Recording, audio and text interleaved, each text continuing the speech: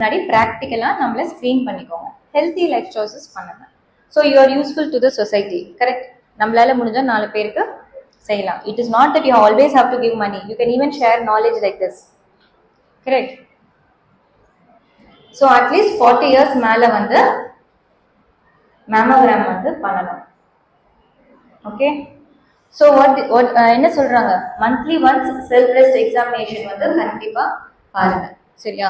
இன்னொரு முக்கியமான விஷயம் என்ன அப்படின்னா, எஸ், இது என்ன இருக்குமா ஃபர்ஸ்ட்?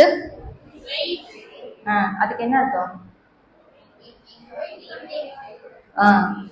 ஒபிசிட்டி வந்து பெரிய எதிரி. சரியா? நம்ம குண்டா இருந்தோம்னா என்ன ஆகும்? கொலஸ்ட்ரால் வரும், ஹார்ட் ப்ராப்ளம் வரும், அப்புறம்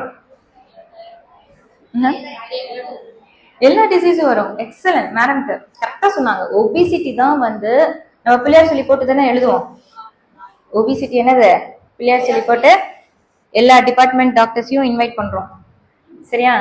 அப்படிதானே? ஃபைனலா நான் வருவேன், ஆன்காலஜி டிபார்ட்மெண்ட். சரியா? அந்த கொழுப்பு என்ன பண்ணும்? தேவையில்லாத ஹார்மோன்ஸ் ப்ரொடியூஸ் பண்ணும், லைக் ஈஸ்ட்ரஜன். சரியா? இப்போ ஈஸ்ட்ரஜன் எங்க இருந்து ப்ரொடியூஸ் ஆகுது? நம்ம உடம்புல நார்மலா ஓவரிஸ். ஓவரின்னு ஒரு உறுப்பு இருக்கா தெரியுமா எல்லாருக்கும்? இப்படி இல்லை இப்படி ரெண்டும் பண்ணப்படும். எஸ், ஓவரிஸ் இருக்கு தெரியுமா? அங்க இருந்து நமக்கு ஹார்மோன்ஸ் வந்து ப்ரொடியூஸ் ஆகுது. இப்ப நம்ம குண்டா இருந்தா என்ன ஆகும்? அந்த கொழுப்புல இருந்து ஈஸ்ட்ரஜன் வரும். சரியா? அது போய் என்ன பண்ணும்? எல்லாமே ஒரு அளவுல இருக்கணும். ஜாஸ்தி ஆகும்போது அந்த ஹார்மோன்ஸ் வந்து பிரெஸ்ட், ஓவரிஸ், அதனாலதான் சிஸ்ட் வருது.